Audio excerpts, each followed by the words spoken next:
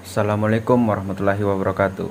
Perkenalkan, kami dari kelompok 8 akan menjelaskan mengenai pasar bebas dan kebijakan pemerintah, keseimbangan umum, interaksi di antara berbagai pasar, dan kebaikan utama dari pasar bebas, di mana anggota dari kelompok 8 ini terdiri dari Nika Nuraini, Surtiani, Jumriani, Farid Ma'ruf, dan Ariel Syam. Kali ini saya akan membahas mengenai pasar bebas dan kebijakan pemerintah.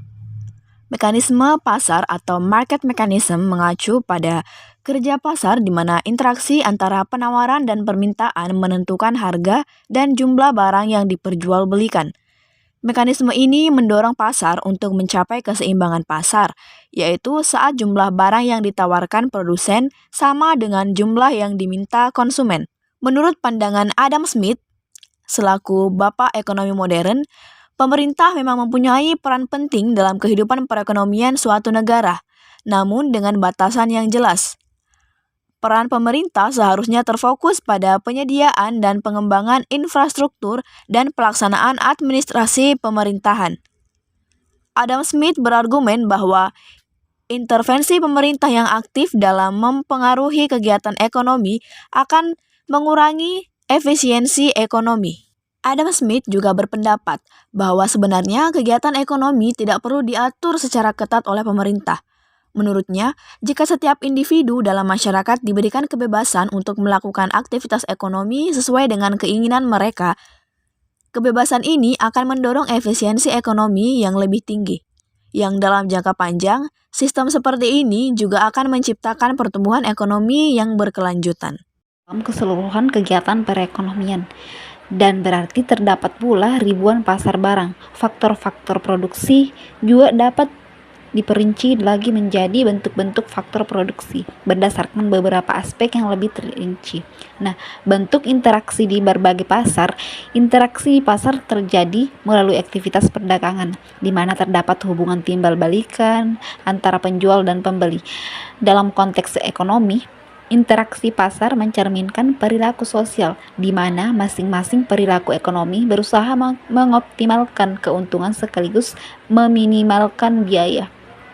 Nah, berbagai jenis permintaan menjawab persoalan pokok pertama yang dihadapi setiap perekonomian, yaitu apakah jenis-jenis barang yang perlu diproduksikan dan berapakah jumlahnya yang harus diproduksikan.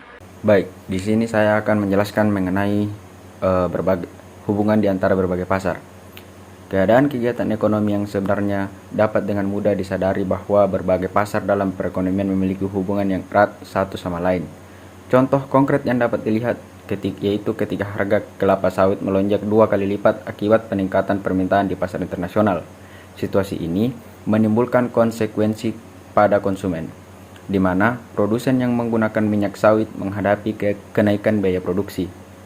Jadi, jika permintaan tetap, yaitu yang ditunjukkan oleh kurva permintaan yang stabil, pasokan yang tersedia justru berkurang, yang menyebabkan harga komoditas semakin terdorong naik. Tentu saja ini masuk ke dalam kategori atau sifat ekonomi itu kelangkaan. Semakin langka suatu barang, maka kemungkinan harganya akan semakin tinggi atau mahal. Fenomena ini mengilustrasikan bagaimana mekanisme pasar bekerja secara otomatis, menyesuaikan keseimbangan baru di berbagai sektor sebagai respon terhadap perubahan di pasar tertentu. Selanjutnya, saya akan menjelaskan kebaikan utama dari pasar bebas dan efisiensi penggunaan faktor-faktor produksi. Kebaikan atau keunggulan utama dari sistem pasar bebas adalah yang pertama, penggunaan faktor produksi secara optimal untuk mencapai efisiensi maksimal.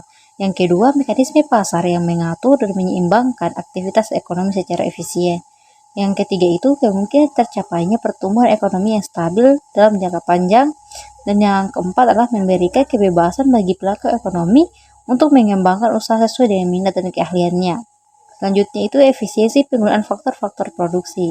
Inti dari sistem ekonomi pasar bebas adalah suatu bentuk perekonomian yang didominasi oleh pasar dengan kondisi persaingan sempurna.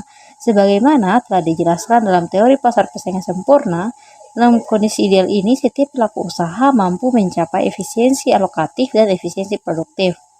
Sebuah perusahaan dianggap mencapai efisiensi alokatif ketika harga produk yang ditawarkan sama dengan biaya marginal produksinya. Sementara itu, Untuk mencapai efisiensi produktif, biaya produksi perusahaan-perusahaan dalam pasar mestilah mencapai biaya minimum. Baik, di sini saya akan memberikan kesimpulan terkait dengan presentasi kami. Jadi, ketika setiap individu diberikan kebebasan ekonom untuk beraktivitas sesuai keinginannya, efisiensi dalam perekonomian negara meningkat. Dalam jangka panjang, kebebasan ini dapat mendorong pertumbuhan ekonomi yang stabil, meskipun pasar dinilai sebagai sistem terbaik dalam mengatur perekonomian, sehingga intervensi pemerintah dianggap tidak terlalu diperlukan. Kenyataannya, terdapat kegagalan pasar. Hal ini terjadi ketika mekanisme pasar tidak mampu mendistribusikan barang dan jasa secara efektif, sehingga fungsinya terganggu. Sekian penyampaian materi yang dapat kami sampaikan. Lebih dan kurangnya mohon dimaafkan. Saya tutup dengan ucapan wassalamualaikum warahmatullahi wabarakatuh.